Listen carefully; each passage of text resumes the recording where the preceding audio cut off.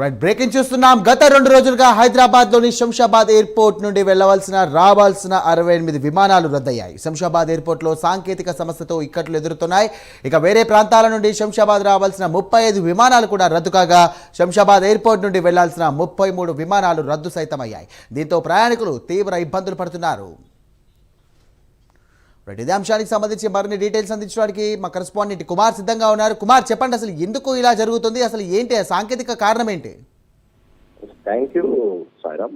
ఏదైతే శంషాబాద్ ఎయిర్పోర్ట్ కు సంబంధించి ముఖ్యంగా విమానాల రద్దుతోని ప్రయాణికులు చాలా ఇబ్బందులు పడుతున్నారనే చెప్పొచ్చు.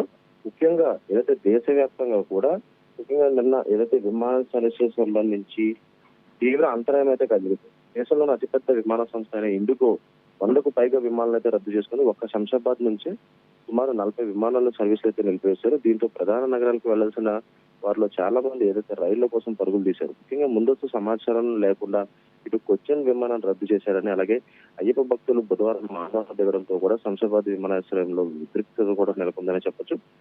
భద్రతా అధికారులు మాత్రం జోక్యం చేసుకుని రీషెడ్యూల్ చేసి సర్వీసులు గమ్యస్థానం పంపిస్తామని ముఖ్యంగా ప్రయాణికులకి అయితే చెప్పారు. రానున్న 48 గంటలు అంటే ఈ రోజు రేపు కూడా పలు విమాన సేవలు అంతరాయం కలుగుతున్నట్లయితే తెలిసింది. ముఖ్యంగా ఈ రోజు కూడా శంషాబాద్ నుంచి వెళ్లాల్సిన 36 విమానాలు రద్దు చేసినట్లు ఇండిగో సంస్థ ప్రకటించింది. పైలట్ల విధుల నియంత్రణపై ఇటీవల ఈజీసీఏ విధించిన ఏదైతే నిబంధనలతో పాటు రాత్రి విమానాల ల్యాండింగ్ కు తగ్గించడం వల్ల ఈ సమస్యలు తలెత్తాయని తెలుస్తుంది. ముఖ్యంగా స్వల్ప సాంకేతిక సమస్యలు, అలాగే ప్రతికూల వాతావరణ పరిస్థితులు, అలాగే పెరిగిన రద్దీ, అలాగే సిబ్బంది రోస్టర్ నిబంధనలు అప్గ్రేడ్ తో ఈ ఇబ్బందులను తలెత్తాయని తెలుస్తుంది. ముఖ్యంగా దీనికి సంబంధించి అంటే ఈ వనరులు వినియోగంలో ప్రణాళిక లోపం వల్ల ఇండిగో విమాన సేవలు అయితే అంతరాయం కలిగిందని airlines pilots association of India ప్రకటించింది. అయితే సిబ్బంది సమస్య దీనికి ప్రధాన కారణమని స్పష్టమైతే చేసింది.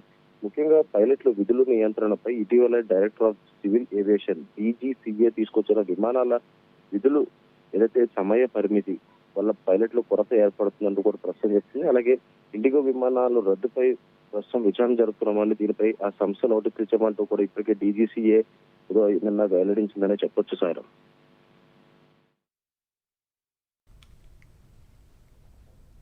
Right, thank you Kumar.